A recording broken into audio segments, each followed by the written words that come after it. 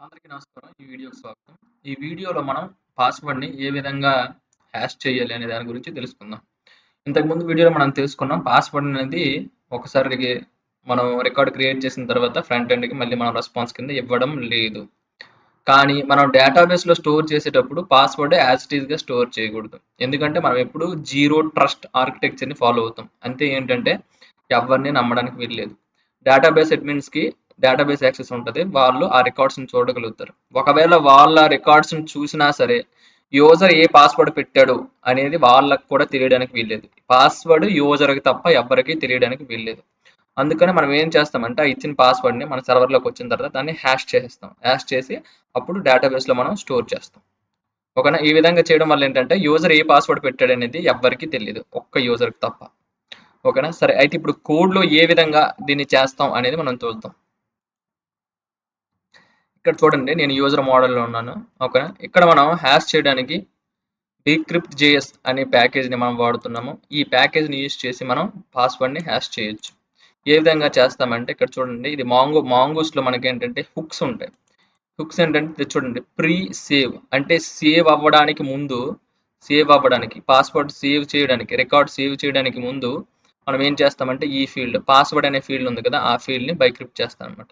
అయితే ఫస్ట్ ఇక్కడ ఒక కండిషన్ చూడండి ఇఫ్ కండిషన్ ఇది ఏంటంటే ఓన్లీ పాస్వర్డ్ అనేది ఓకేనా కొత్తగా క్రియేట్ చేసేటప్పుడు కానీ మోడిఫై చేసేటప్పుడు కానీ ఇది పాస్వర్డ్ని హ్యాష్ చేస్తుంది లేని పక్షంలో ఇక్కడ నుంచే రిటర్న్ అయిపోద్ది చూడండి ఇక్కడే రిటర్న్ నెక్స్ట్ అని ఉంది కదా ఇక్కడే రిటర్న్ అయిపోద్ది లేదు అనుకుంటే ఇది చూడండి ఫస్ట్ మనం సేవ్ చేసేటప్పుడు న్యూ క్రియేట్ చేసేటప్పుడు కానీ మాడిఫై చేసేటప్పుడు కానీ మనకి హ్యాష్ అవుతుంది ఇదేంటంటే సాల్ట్ బీక్రిప్ట్ అనేది సాల్ట్ని యూజ్ చేస్తుంది ఈ సాల్ట్ అనేది ఎక్స్ట్రా మనం ఇచ్చే పాస్వర్డ్కి ఎక్స్ట్రాగా యాడ్ చేసే స్ట్రింగ్ వాల్యూ అనుకోవచ్చు సాల్ట్ వాల్యూ అంటాం ఇక్కడ మనకు ఒక వాల్యూ అనేది వస్తుంది ఆ వాల్యూని యూజ్ చేసి చూడండి బీక్రిప్ట్లో హ్యాష్ అనే ఫంక్షన్ ఉంది ఈ ఫంక్షన్కి దిస్ పాస్వర్డ్ అంటే మనం ఇచ్చిన పాస్వర్డ్ దానికి కొంత సాల్ట్ యాడ్ చేసి ఓకే ఒక కొత్త న్యూ మనకి హ్యాషింగ్ వాల్యూ అనేది వస్తుంది ఆ హ్యాషింగ్ వాల్యూ అనేది దిస్ డాట్ పాస్వర్డ్ అంటే ఈ పాస్వర్డ్లో మనం సేవ్ చేస్తాం సేవ్ చేసిన తర్వాత నెక్స్ట్ తర్వాత ప్రాసెస్కి మనం వెళ్ళిపోతాం సో ఈ విధంగా మనం పాస్వర్డ్ని ఎప్పుడైతే యూజర్ నుంచి తీసుకుంటామో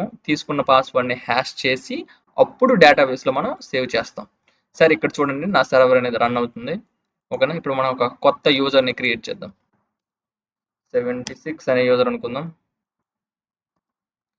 ఇక్కడ చూడండి ఇక్కడ నేను జస్ట్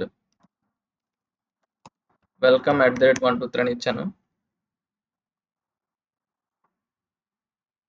సో ఇక్కడ మనం రిక్వెస్ట్ సెండ్ చేసాం సెండ్ చేయగానే మనకి పాస్వర్డ్ అనేది క్రియేట్ అయింది ఓకేనా చూడండి ఇక్కడ నేను పాస్వర్డ్ అయినా సరే ఇక్కడ నేను రిటర్న్ చేయట్లేదు ఓకేనా కానీ ఇది హ్యాష్ అయింది మీకు చూపిస్తాను నేను ఇక్కడ చూడండి ఇది మాంగోడిబి డేటాబేస్ ఓకేనా ఇది నా డేటాబేస్ ఇందులో యూజర్స్ అనేది నా కలెక్షన్ మనం ఇచ్చింది ఏంటి 76 కదా 76ని మనం తీసి చూద్దాం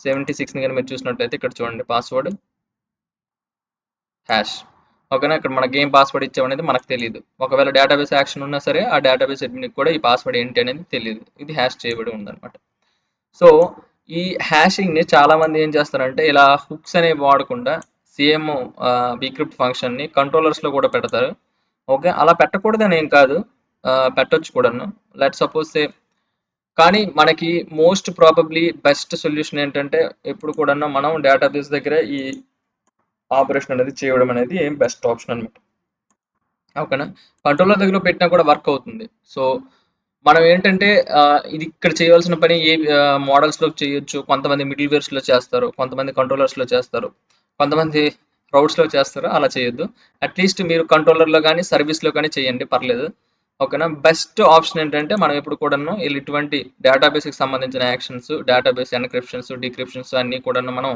హుక్స్లో చేసుకోవడం అనేది బెస్ట్ ప్రాక్టీస్ అని చెప్పొచ్చు సరేనా చూడండి ఇది నేను ఎన్క్రిప్ట్ చేసినప్పటికి కూడాను మన ఫ్రంట్ ఎండ్కి ఇవ్వట్లేదు కంట్రోలర్లో స్టిల్ నేను ఏం చేస్తున్నానంటే సారీ కంట్రోలర్లో కాదు సర్వీస్లో మనం ఏం చేస్తామంటే స్టిల్ మనం దీన్ని డిలీట్ చేసేస్తున్నాం ఓకేనా స్టిల్ మనం దీన్ని డిలీట్ చేసేస్తున్నాం అనమాట ఈ విధంగా పాస్వర్డ్ని మనం హ్యాష్ చేసుకొని ఓకేనా డేటాబేస్లో పెడుతున్నాం సరే అండి నెక్స్ట్ వీడియోలో మనం లాగిన్ అయ్యేటప్పుడు ఏ విధంగా ఆ హ్యాష్ అయిన పాస్వర్డ్ని యూజర్ ఇచ్చిన పాస్వర్డ్ని మనం కంపేర్ చేస్తాం అనే దాని గురించి తెలుసుకుందాం థ్యాంక్ యూ